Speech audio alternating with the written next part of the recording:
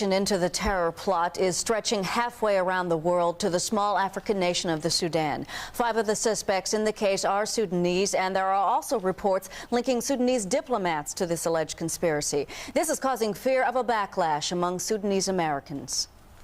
We hope that the American public opinion will not conclude that the Sudanese are source of terrorism.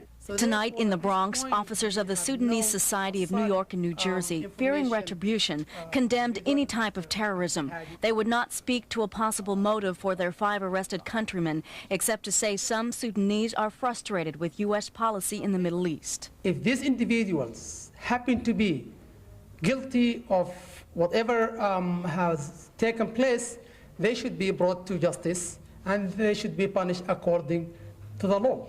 Tonight, the FBI is also investigating whether 2 Sudanese diplomats allegedly offered to supply the 5 Sudanese terrorist suspects with diplomatic license plates so they could smuggle a car laden with explosives into the UN garage. Tonight, Sudan's UN ambassador rejects the idea.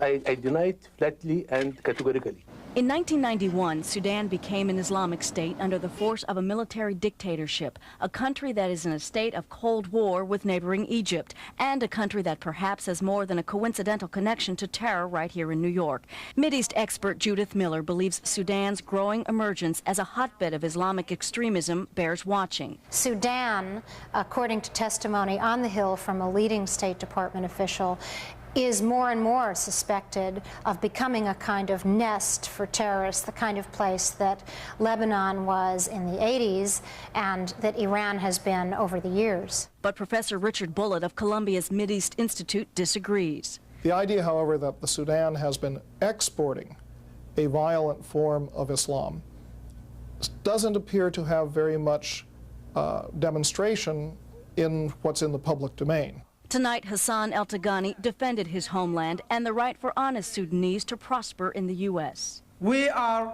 an integral part of this society, and the safety of the American society is the safety of all of us. Tonight, federal authorities say several more suspects in the bomb plot are still at large. However, authorities discount any danger. Ernie? All right.